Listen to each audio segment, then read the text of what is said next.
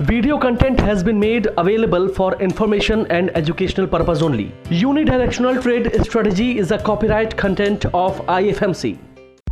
Channel की सभी update पाने के लिए सब्सक्राइब करें और प्रेस करें बेल आइकन।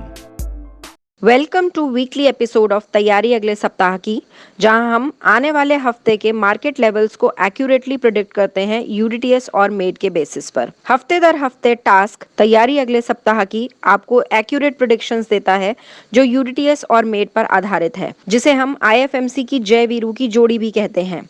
अगर प्रेडिक्शंस इतनी सटीक हैं तो स्ट्रैटेजी सटीक क्यों नहीं होगी। फ्रेंड्स, सिर्फ आईएफएमसी एक ऐसा इंस्टीट्यूट है जहां पर आप एक्यूरेटली और परफेक्टली 100% कॉन्फिडेंस के साथ ट्रेड करना सीखते हैं। फ्रेंड्स, स्टॉक मार्केट पढ़ना और स्टॉक मार्केट में ट्रेड करना दो अलग अलग चीज़ें हैं।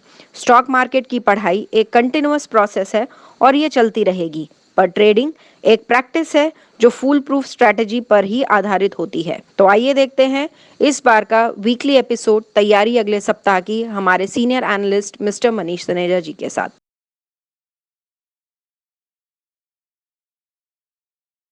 Good morning and welcome to the episode of तैयारी अगले सप्ताह की। दोस्तों, लास्ट वीक भी हमने देखा मार्केट ने ट्रेडर्स को बहुत परेशान किया। पहले मार्केट काफ़ी नीचे आया, उसके बाद फिर रिकवर हुआ और लास्ट में फिर जो है मार्केट नीचे आया। तो एक बढ़िया जो है वो सी सॉ मार्केट ने बना रखा है। खैर, ये हम लोगों को एक्सपेक्टेड है और मैं बहुत टाइम से इस चीज़ को आपको बोलता आ रहा हूँ कि मार्केट अभी दिशाहीन है और जब तक मार्केट के पास एक दिशा नहीं होगी, मार्केट ट्रेंडिंग नहीं होगी, मार्केट रेंजिंग रहेगी। और इसी रेंजिंग मार्केट में आपको अब इस साल काम करना सीखना होगा, बिल्कुल अलग ढंग से।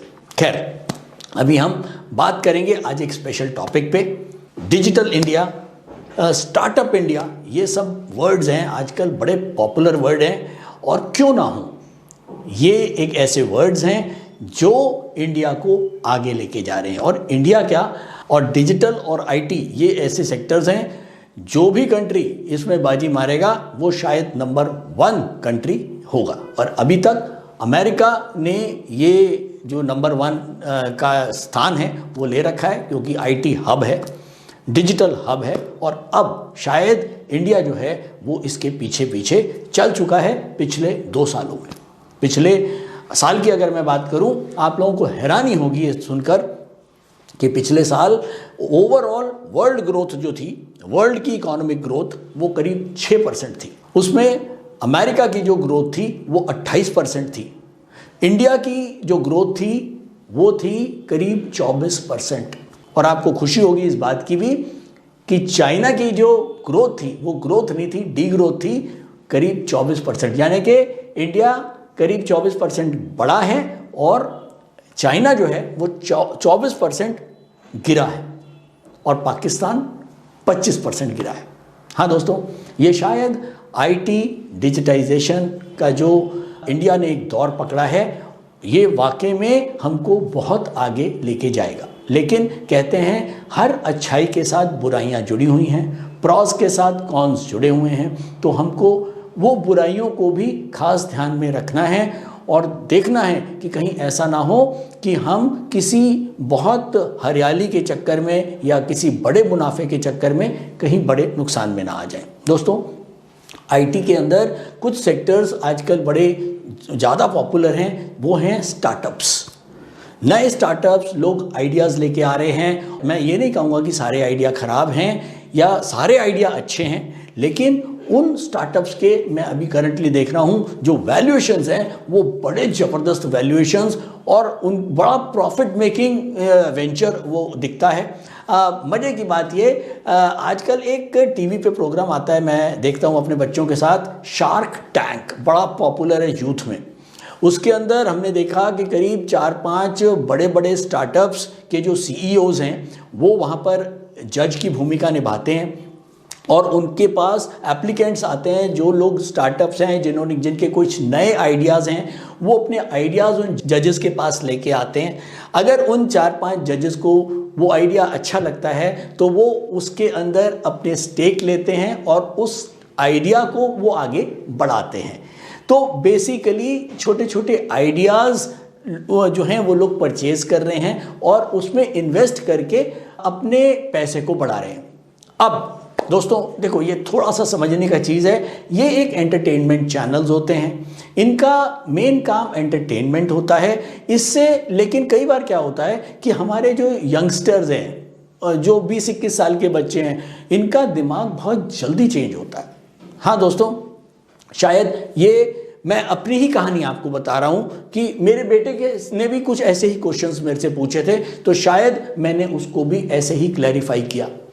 दोस्तों, स्टार्टअप्स बहुत बढ़िया चीज़ है, बहुत बढ़िया है कि अगर इंडिया के पास स्टार्टअप्स होंगे तो शायद हमको कहीं नौकरी मांगने नहीं जाना पड़ेगा, हम जॉब गिवर्स हो जाएंगे जॉब टेकर्स की जगह। लेकिन अब फ़र्क यह आता है कि हमने देखा कि उन जजेस का ये काम है कि वो छोटे छोटे स्टार्टअप्स में पैसा लगाते हैं और फिर वो स्टार्टअप्स आगे जाके बड़े होते हैं और फिर उनको वो बिलियनियर हो जाते हैं। कई जजेस के जो है वो कई $बिलियन की जो है उनकी जो है वो वैल्यूएशंस हैं उनकी कंपनीज़ की। तो दोस्तों, एक चीज़ का ध्यान रखें, आप स्टार्टअप, खासकर बच्चों के लिए कह रहा हूँ, आप स्टार्टअप्स की तरफ तो जरूर ध्यान रखें, नए आइडियाज़ की तरफ जरूर ध्यान रखें। लेकिन हो क्या रहा है, अब बच्चों को ये समझ में आने लग गया कि अगर हम किसी स्टार्टअप्स में पैसे लगाएं तो हमारे पैसे जल्दी ग्रो करेंगे। ये बड़ा क्लियर लोगों को, बच्चों को समझ में आता है कि अगर मैं आज निफ्टी 50 में पैसा लगाता हूँ या कोई बड़ी कंपनी जो निफ्टी के जो 50 स्टॉक्स हैं उसमें अगर पैसा लगाता हूँ तो शायद मेरे पैसे इतनी जल्दी नहीं बढ़ेंगे। क्योंकि अगर मैं रिलायंस में पैसा लगाऊंगा तो शायद रिलायंस इंडस्ट्रीज जो है वो 1 साल में या 2 साल में 2000 से 4000 होने वाली नहीं है। शायद हिंदुस्तान लीवर जो है वो 1 साल में या 2 साल में डबल नहीं होगा। लेकिन अगर हम इस तरह का जो छोटी कंपनीज हैं उनमें अगर पैसा लगाएं तो हमारा पैसा कई गुना हो सकता है। ये इस किस्म की मिथ हमारे बच्चों में आ गई है। मैं ये नहीं कह रहा हूं कि सारी कंपनीज में से कोई भी एक कंपनी जो है वो कई गुना नहीं हो सकती, लेकिन ऐसा नहीं है कि ये सारी कंपनीज जो हैं वो कई गुना हो जाएंगी। तो एक चीज़ को ध्यान रखें कि इस गलत फहमी में ना आए और वही थॉट लेके वो बच्चे स्टॉक मार्केट में आ जाते हैं कि भाई जो स्टार्टअप्स वाली कंपनीज हैं उनके अंदर बहुत ग्रोथ आ रही है, उसके अंदर पैसा लगाया जाए। तो पहले मैं आपको ये बता दूं कि ये इंटरनेट की जो कंपनीज हैं, जो स्टार्टअप्स हैं, ये ऑलरेडी इस समय बहुत ज़बरदस्त वैल्यूएशंस के ऊपर हैं। इनके ऊपर पैसा लगाना वाकई में एक खतरनाक चीज़ होगी जो आपको पैसों को बहुत ज़्यादा रिस्क में रखेगी। दोस्तों, अलग अलग दौर आया है। मैं पिछले 26 साल से मार्केट में हूँ और 97-98 से मैं लगातार देख रहा हूँ, हर 10 साल में एक नया दौर आता है, एक नई सेक्टर आता है और उस सेक्टर में एक बबल बनता है और वो बबल के बाद जब वो बबल फटता है तो उस सेक्टर में बहुत सारी कंपनियां ख़त्म हो जाती हैं और कुछ ही कंपनी उसमें से निकल के आगे जाती हैं। अब उन कंपनी को पहचानना अपने आप के अंदर एक बहुत बड़ा आपका वो होगा कि मैं उन कंपनीज को पहचान पाऊं जो आगे जाके बढ़िया कंपनीज होंगी। और उसके लिए आपको लर्निंग ज़रूर चाहिए, आपको ज्ञान ज़रूर चाहिए और उसके लिए आपको ज़बरदस्त एक्सपीरियंस और रिसर्च जो है वो इसमें करना पड़ेगा। ऐसा नहीं है कि आपने कोई भी कंपनी ले ली और वो कई गुना हो जाएगा। तो इन नटशेल इन कंपनी से बहुत संभल के रहें और बहुत लिमिटेड पैसा, उतना ही पैसा मार्केट में डालें जिसकी आपको वाकई में ज़रूरत नहीं है।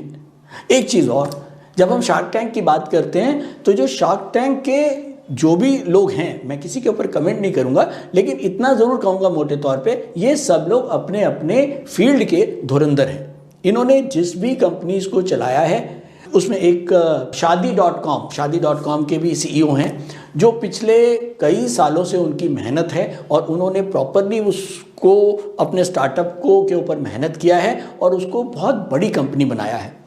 लेकिन मैं ये नहीं कहता हूँ कि अगर एक कंपनी अच्छी है तो सारी अच्छी हो सकती हैं। अब आपको ये ध्यान रखना है कि प्रमोटर कौन है, किस तरह से उसके अंदर काम हो रहा है और उसके अंदर हमें कितना लंबा जो है वो हमको जाना है। तो अगर वो शादी.com की अपनी वेबसाइट से पैसा कमा रहे हैं तो वो उनका मेन अर्निंग है।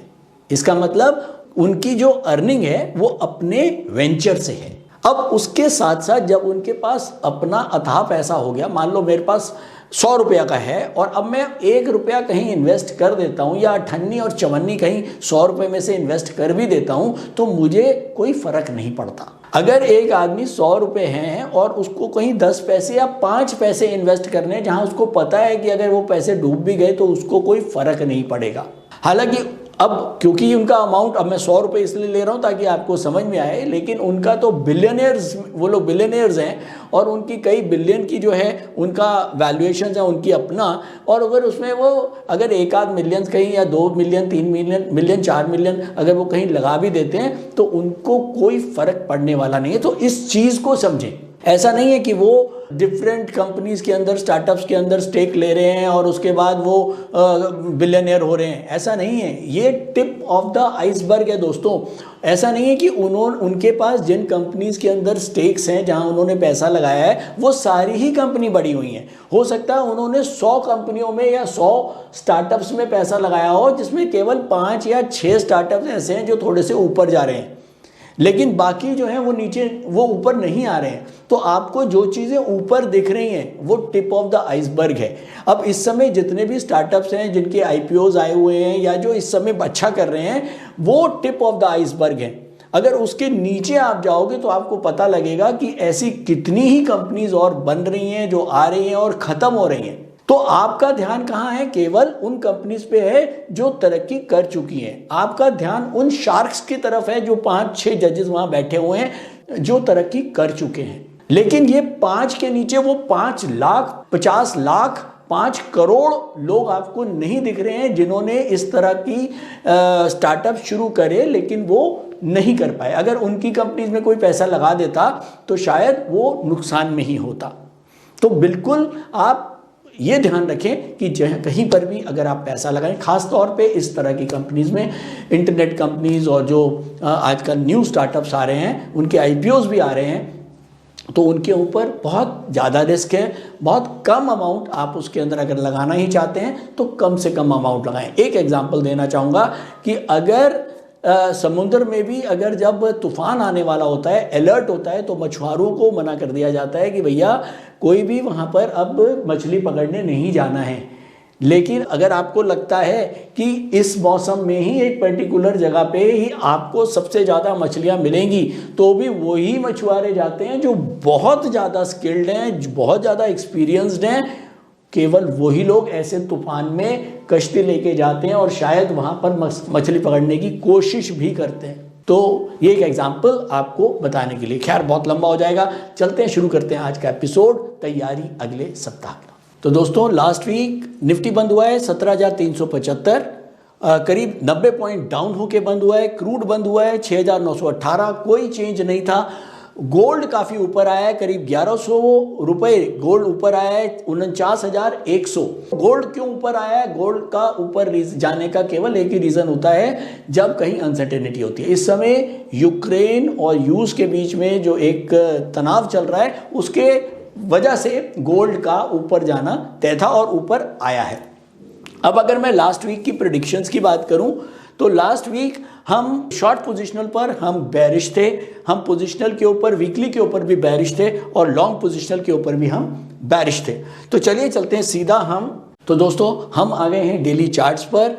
हमारे पास लास्ट वीक 17,590 और 17,575 दो रेजिस्टेंस ऊपर थे और एक 17,387 का हमारा डेली रेजिस्टेंस था।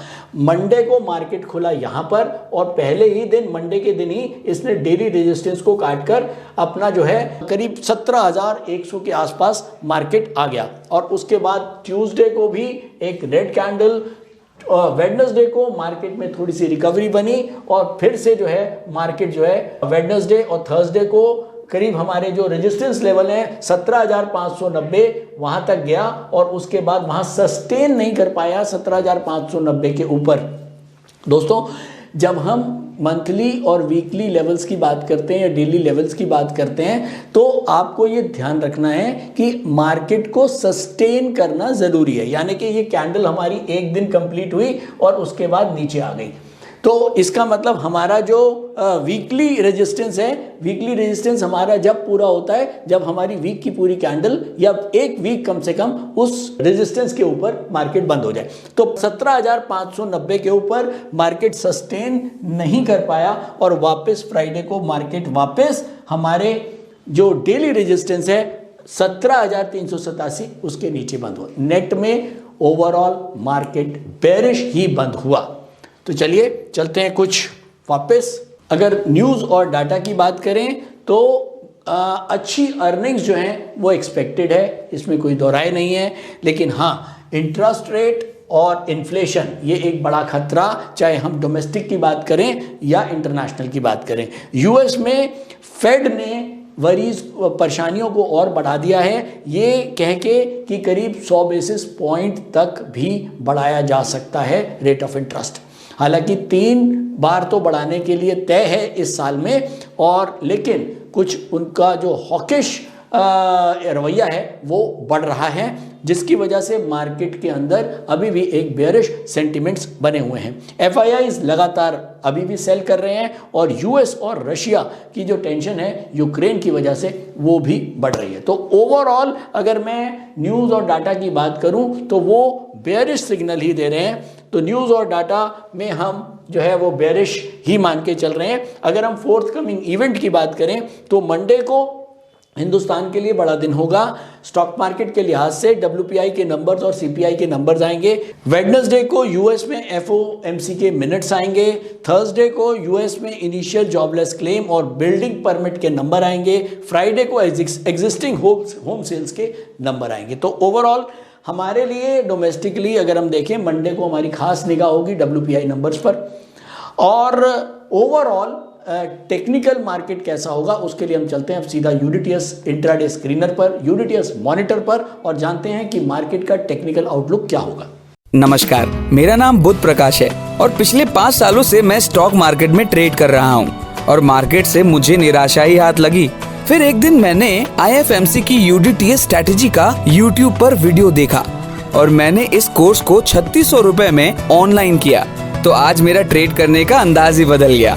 थैंक यू आईएफएमसी, मुझे ट्रेड करना सिखाया और मेरा कॉन्फिडेंस रीगेन करवाया। Call 9870-510-511 or visit www.ifmcinstitute.com। तो दोस्तों हम आ गए निफ्टी सेंटीमीटर के ऊपर। निफ्टी सेंटीमीटर अभी भी डार्क रेड जोन में, इसका मतलब मंथली, वीकली और डेली तीनों ही इंटरवल्स के ऊपर हम इस हफ्ते भी बेरिश हैं। आप देख रहे हैं लगातार हम कई हफ्तों से बेरिश बने हुए हैं और अभी भी मार्केट एक डार्क रेड जोन में अभी भी चल रहा है। तो चलिए चलते हैं सीधा निफ्टी के लेवल्स नोट करते हैं। सबसे पहले निफ्टी डेली के ऊपर डाउनवर्ड है, रेजिस्टेंस है 17,551, और वीकली के ऊपर भी निफ्टी डाउनवर्ड है, रेजिस्टेंस है 17,456, और मंथली के ऊपर निफ्टी डाउनवर्ड है और रेजिस्टेंस है 17,387। अब आप देख रहे हैं कि तीनों रेजिस्टेंस कितने क्लोज आ गए हैं, कितने क्लोज आ गए हैं। ये है जब मार्केट बिल्कुल तैयार होती है किसी भी एक डायरेक्शन में जाने के लिए। तो चलिए चलते हैं सीधा बैंक निफ्टी पे। पहले बैंक निफ्टी डेली के ऊपर डाउनवर्ड है, रेजिस्टेंस है 38,567, वीकली के ऊपर अपवर्ड है, सपोर्ट है 38,091 रुपए, और मंथली के ऊपर भी बैंक निफ्टी अपवर्ड है जिसका सपोर्ट है 35,585। तो चलिए दोस्तों सीधा चलते हैं अब हम। तो दोस्तों अब हम करते हैं इस वीक का विश्लेषण, क्या होना चाहिए, किस तरह से मार्केट को चलना चाहिए इस हफ्ते। दोस्तों अब मेरे पास यहां पर डेली और वीकली 17,464 का एक लेवल। कहता हूं कि जब हम मार्केट को लाइव एनालाइज करते हैं तो हर बार हमको कुछ नया सीखने को मिलता है, और इस बार भी हमको कुछ ऐसा ही सीखने को मिल रहा है। आपने देखा डेली और वीकली लेवल हमारा एक है, 1-2 पॉइंट का फर्क है तो हम एक ही मानते हैं। तो 17,464 मैं यहां लिखता हूं 17,464 ये हमारा वीकली रेजिस्टेंस है और हमारा जो मंथली रेजिस्टेंस पहले का चल रहा है वो हमारा वही है जो पहले हमारा था 17,374 17,374 और मार्केट बंद हुआ है एग्जैक्टली हमारे रेजिस्टेंस के ऊपर, क्लोज था हमारा 17,374। ये एग्जैक्टली मार्केट 17,374 के ऊपर ही बंद हुआ है। अब 17,464 हमारा बहुत बड़ा रेजिस्टेंस बन चुका है। अगर 17,464 के ऊपर मार्केट निकलती है और सस्टेन करती है, कुछ ऊपर गया और फिर नीचे आ गया, वो नहीं, आपको सस्टेन करना है क्योंकि ये वीकली लेवल है। वीकली लेवल का मतलब यह है कि मार्केट को वहां एटलीस्ट 7 नहीं तो 4-5 दिन तो सस्टेन करना ही चाहिए। अगर डेली रेजिस्टेंस होता, केवल ये डेली है, तो हम ये मान लें कि एक दिन भी ऊपर रहे तो सस्टेन हो गया। ऐसे ही अगर मंथली रेजिस्टेंस को तोड़ता है तो अब हमको पता है कि मंथली रेजिस्टेंस हमारा इस समय है 17,374 और ये पिछले 1 तारीख से है और आज तारीख हो गई है 12 तारीख और अभी कम से कम 28 दिन और हैं। मार्केट अगर इसके ऊपर ही रहता है तो फिर हम मान के चलेंगे कि मार्केट में बुलिश मूवमेंट आया है। लेकिन अभी भी क्योंकि 12 दिन हुए हैं और 17,374 के ऊपर है मार्केट, तो इसीलिए हम अभी भी इसको बेरिश मान के चल रहे हैं। तो कहते हैं मार्केट आपको धोखा देने की कोशिश करेगा अगर आपने कोई लेवल्स बनाए, क्योंकि देखो आप ही अकेले लेवल्स नहीं बना रहे हो। टेक्निकल एनालिसिस के इतने सारे टूल्स हैं जो आपको दुनिया भर के रेजिस्टेंस सपोर्ट्स लेवल्स दिखा रहे हैं, तो वो सबको पता है। और सबको पता है कि 98% लोग मार्केट में पैसा लूज करने जाएंगे, केवल 2% ही लोग पैसा कमाएंगे। और ये 2% कौन होंगे? जो कुछ अलग होंगे। तो दोस्तों ये छोटी छोटी चीजें हैं, ये आपको ध्यान रखनी है। तो इन नटशेल अगर मार्केट 17,374 के नीचे है तो ही आपको सेलिंग बास्केट बनानी है, बेरिश ट्रेड रखने हैं। और आपका जो स्टॉप लॉस रहेगा वो 17,464। अगर आप 17,374 को नहीं भी मान रहे हैं, 100 पॉइंट का डिफरेंस है, अगर आप इसको मान लेते हैं तो 17,464 आपका मेजर स्टॉप लॉस है और पहला स्टॉप लॉस जो है वो आपका 17,375। अगर 17,375 के नीचे मार्केट है और आप इंट्राडे और शॉर्ट टर्म ट्रेडर हैं तो आप बेरिश पोजीशन बनाएंगे और 17,375 को स्टॉप लॉस रखेंगे, नंबर 1। अगर आप पोजिशनल ट्रेडर हैं तो भी आपको इसी 17,375 के नीचे ही सेल करना है और आपका स्टॉप लॉस होगा 17,464। अगर आप लॉन्ग पोजिशनल ट्रेडर हैं तो भी आपको 17,375 के नीचे ही सेल करना है और आपका स्टॉप लॉस होगा 17,464। ये तो रहा सेलिंग वालों के लिए। अब आते हैं कि 17,464 के ऊपर अगर मार्केट रहता है तो किसी भी सूरत में आपको सेलिंग नहीं करनी है। और अगर कुछ सेलिंग किया हुआ है और 17,464 के ऊपर मार्केट सस्टेन कर जाता है तो बिल्कुल भी पोजीशन रखने की ज़रूरत नहीं है। दोस्तों ये इसलिए समझा रहा हूँ क्योंकि इस समय मार्केट में वॉलेटिलिटी बहुत ज़बरदस्त रहेगी। यूक्रेन और रशिया के बीच जो तनातनी चल रही है वो मार्केट को परेशान करेगी। तो अभी मैंने एग्जाम्पल दिया था मछुआरों वाला कि जब पहले से अलार्म बज जाए कि भैया इस समय मौसम ठीक नहीं है, जो बिगनर्स हैं, जो अभी नए नए मछुआरे हैं, वो समुद्र में ना जाएं। लेकिन अगर आपको लगता है कि अपॉर्चुनिटी है, इसी समय समुद्र में जाना चाहिए, मछलियां अभी मिलेंगी, तो आपको केवल उन लोगों को जाना है जो वाकई में बहुत एक्सपीरियंस्ड है। तो यहाँ पर 17,464 के नीचे नो सेलिंग एट ऑल। और अगर आपको बाइंग पोजीशंस बनानी है तो यूडीटीएस के हिसाब से अगर डेली बुलिश हो जाए, वीकली बुलिश हो जाए और मंथली तो बुलिश हो नहीं सकता क्योंकि उसके अंदर अभी टाइम लगेगा। लेकिन एक चीज का ध्यान रखें कि मंथली रेजिस्टेंस के ऊपर हो तो ही आप बुलिश बास्केट बनाएंगे। लास्ट में एक स्पेशल इंस्ट्रक्शन आप सब लोगों को, जितने भी बच्चे हैं उन सबको देना चाहूँगा कि देखो मार्केट जो है आपकी सोच के बियॉन्ड चलेगा जब कोरोना आया तो लोगों को लगा ओहो कोरोना आ गया, सब कुछ बर्बाद हो गया और पता नहीं क्या हो जाएगा, और मार्केट गिर के बहुत नीचे आ गई, करीब 8,000 का इंडेक्स। और उसके बाद 1-2 महीने के बाद वो 8,000 के बाद ऐसे बढ़ने शुरू हुई कि 16,000 हो गई। तो आपकी समझ से परे होके मार्केट चलेगा। अब इस समय जो सबसे बड़ा खतरा चल रहा है, इस समय यूक्रेन और रशिया का वॉर की बात हो रही है। और अगर ये वॉर बनता है तो ज़्यादातर लोगों के दिमाग में क्या आएगा कि वॉर हो गया या वॉर स्टार्ट हो गया, मार्केट गिरेगी, बेचो, पैनिक, और दुनिया भर का ये नाटक चलता है। ऐसे में भी मार्केट के जो बड़े बड़े खिलाड़ी हैं वो आप लोगों का फ़ायदा उठाते हैं। तो ऐसे में संभल के ट्रेड करें और ध्यान रखें कि अगर जो मैंने लेवल बताया 17,464, 17,464 के ऊपर अगर मार्केट कहीं रहता है और वॉर भी हो जाता है, वॉर शुरू हो जाता है, तो भी क्या होता है, लोगों को घबराहट, लोग क्या करते हैं, पैनिक सेलिंग और ब्लैंक सेलिंग शुरू कर देते हैं, पुट्स परचेज करना शुरू कर देते हैं, फ्यूचर बेचना शुरू कर देते हैं। ऐसे में वो सब लोग बड़े ट्रैप में फंस सकते हैं और ऐसे ही ट्रैप्स का फ़ायदा जो पंटर हैं वो उठाते हैं। तो बहुत ध्यान रखें इस समय।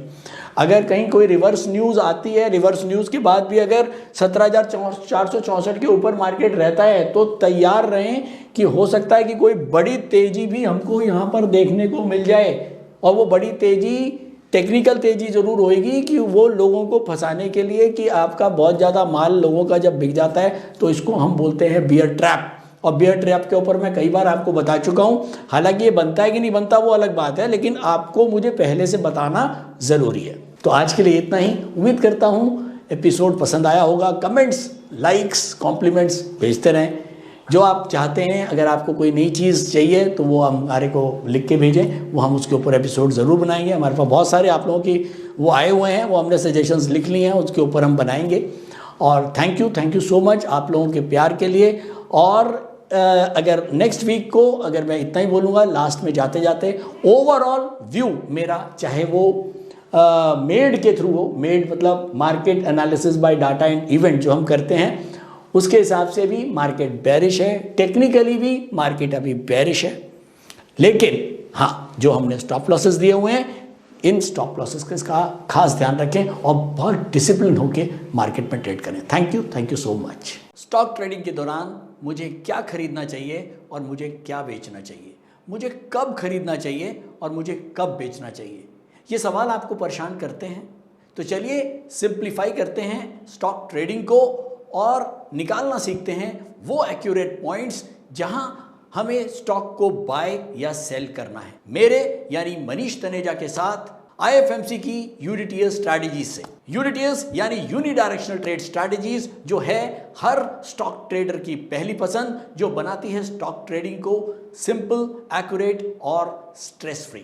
यूडीटीएस स्ट्रैटेजीज सभी इंटरवल्स पे काम करती है, चाहे वो इंट्राडे हो, पोजिशनल हो या लॉन्ग पोजिशनल हो। मेरे 26 सालों के एक्सपीरियंस और एक्सपर्टीज का निचोड़ है यूडीटीएस। IFMC की लोकप्रियता का राज है उसकी copyright strategies. And IFMC is unchallenged leader in stock market education. IFMC is now a school of 10 million learners, awarded twice by Delhi City Icon Awards. So let's begin UDTS online course by IFMC.